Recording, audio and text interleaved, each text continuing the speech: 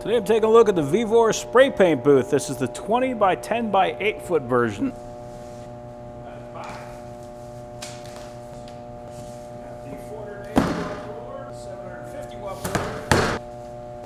So they actually gave us some repair materials. So we got some thread, we got what looks like a piece of patch material, we got 4 stakes, and they actually have nice plastic tees on the top, and we got some rope. So I like that the bag that it comes with is a little oversized because I can never get these things packed down the same way the manufacturer does. So with this I can still leave it kind of fluffy and I'll still be able to fit it in that bag.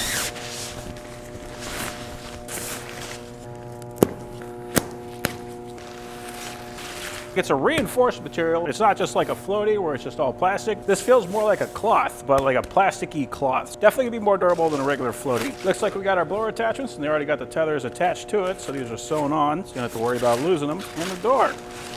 Let's go ahead and throw this guy out. Yeah, it looks like a good material. So this is definitely a long thing. I'm curious what it's gonna look like when it's all blown up.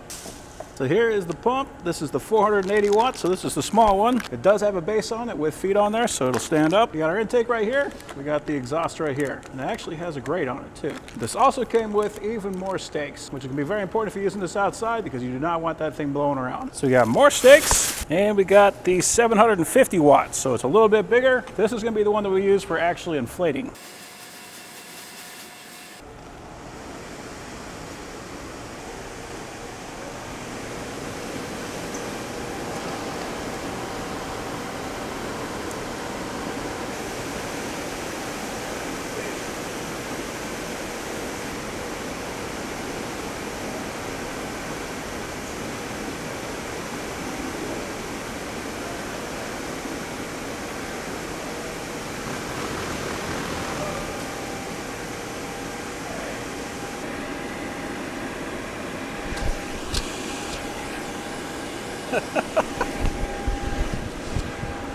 So we found that there was a zipper right here and another one on the other side. So those were open, so that's going to help to deflate it.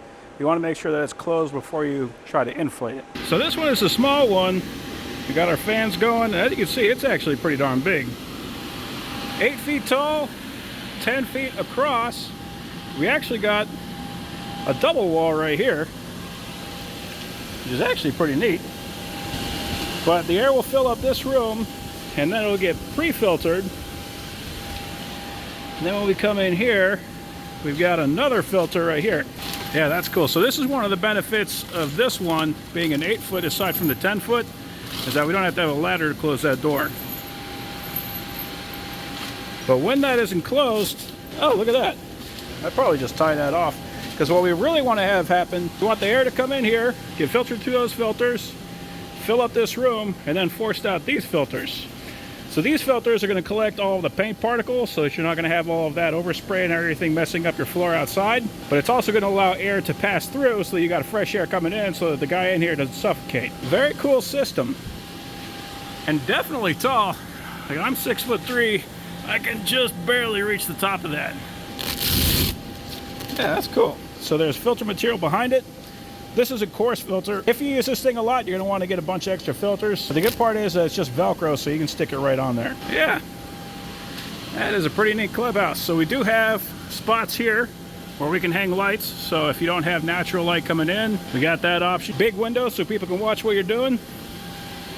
We got more tie-up points right there for lights, or whatever you want to hang from it. If you want to just hang something down, you could paint it right there. More on this side.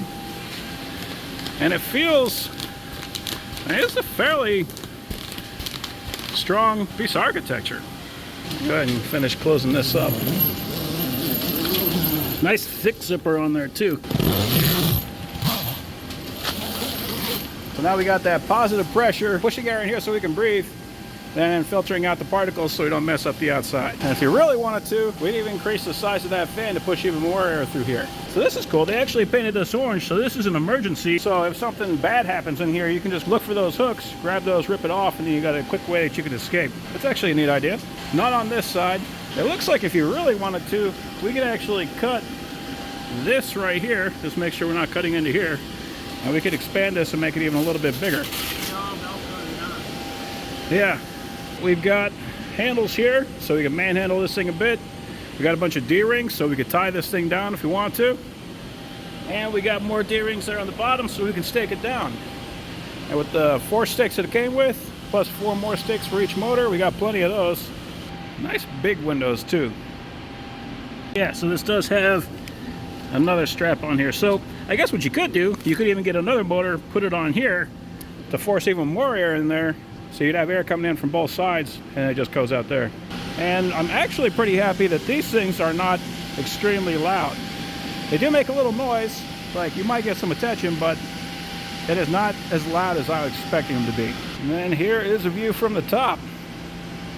Yeah, I think that is a perfect size for a one-man crew, because I mean, you definitely don't need a ladder or anything like that. If you're painting large objects, like semi-large objects, like I don't know, something like that, you can throw that in there, get all the way around it, and you don't have to worry about messing up the surroundings. Because the alternative to this is you have to just lay down a whole bunch of plastic. You got to put stuff on the walls. If you ever paint anything in the garage, you know that you get paint everywhere. There's just no escaping it. But with this, it does all the work for you. You just plug in the motors, and it kind of inflates itself. What I think makes this one stand out is the fact that it's large enough that you can really do some work in here, but it's small enough that you're not going to have to use a huge footprint for it, because they make ones that are much larger than this. Theoretically, if you got a large enough garage, you could actually put this in the garage, and that way, you know, if you got to run a saw or something like that, it is surprisingly easy to mess up a garage with a saw. Just the dust and everything goes everywhere. Whenever you look at a garage and it's got dust and stuff everywhere, that's not usually something where the guy does that every day. You can mess up a garage in one day. But with this, you can put the saw on the inside, cut everything, pull this thing up, pack it away, and your garage will be just as clean as when you started. So yeah, overall, I think that is a very cool booth.